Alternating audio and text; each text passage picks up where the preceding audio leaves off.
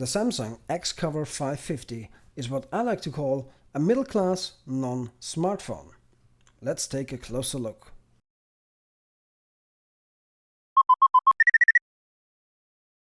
Now when I say this thing is a non-smartphone, I mean it doesn't have any of the standard operating systems that are generally used today, like Android, iOS or Windows Phone.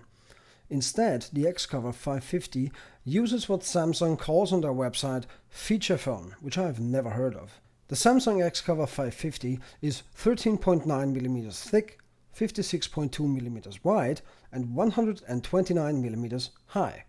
It has a nice black grey finish and the keyboard is not too small to comfortably use. The handle on the top is called a carabiner hole by Samsung, so you can attach it to your backpack or something similar.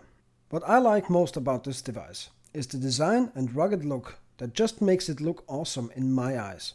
But of course that is my own opinion, so your mileage may vary on that quite a bit. It has a dual-core CPU with both cores running at 460 MHz and an unknown number of RAM, at least I couldn't find anything on it, and around 128 MB of internal storage, and a micro SD card slot, which I very much appreciate considering that even top-of-the-line smartphones today usually don't have that anymore, even though the micro SD card slot in this phone only supports cards up to 16 GB in size. When I tried inserting a 32 GB micro SD card, the phone simply failed to recognize anything.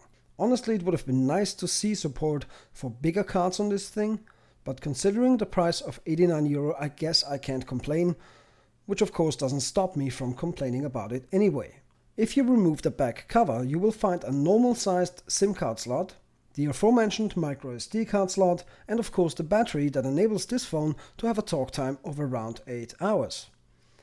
I'm not a huge fan of the micro SD card being hidden by the battery, because in order to take out the card you have to turn off the phone and remove the battery first, but I guess there wasn't much room in this phone to do it any other way.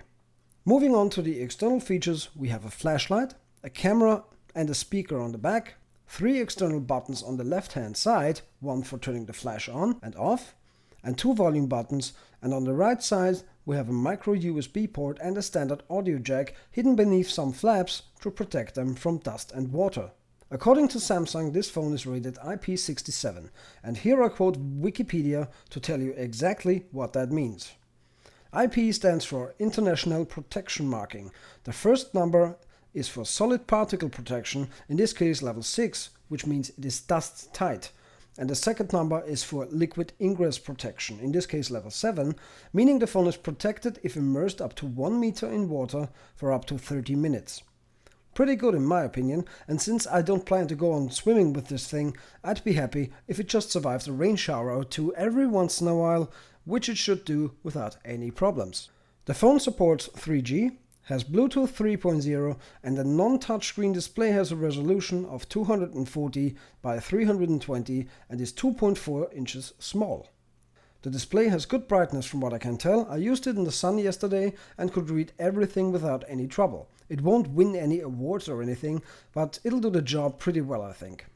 The phone is made pretty much completely out of plastic, which might sound bad, but it isn't. It actually feels very solid in the hand and has a weight of 120.4 grams. It does not have GPS, so navigation is impossible, which doesn't make much sense for an outdoor phone at all in my opinion, and there's also no Wi-Fi, which I would have liked to see, but it's not a must for such a device.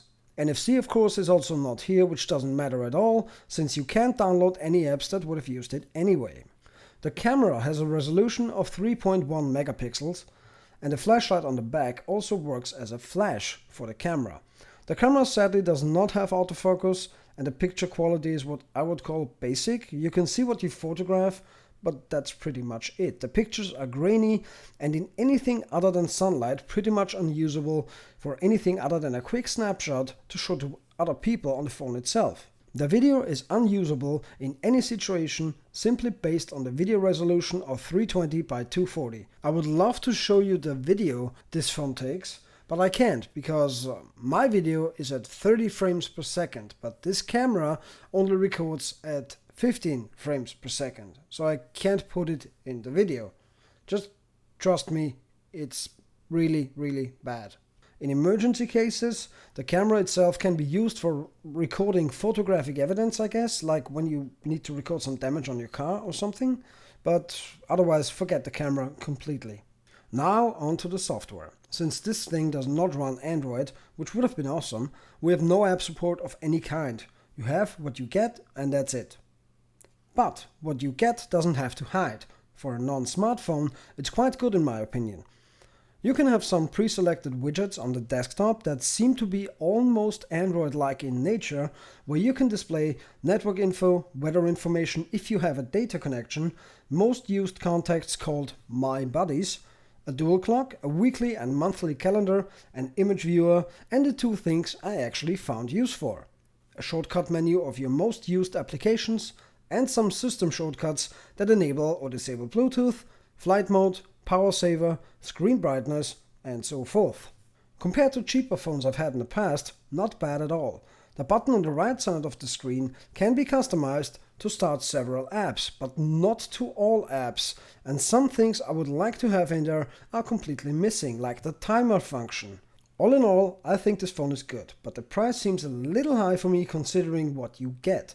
€20 less would have been far more enticing for many people that want a rugged phone with bare essentials. The camera is crap, it has no Wi-Fi, no app support, but there is Opera Mini and Facebook for some reason. Seems like someone at Samsung hasn't quite thought about software options on this thing, because some just don't make all that much sense to me. Now, to make it clear, my use for this phone is as a simple emergency phone and nothing else. I like the design and the battery life, which is the reason I decided to buy it.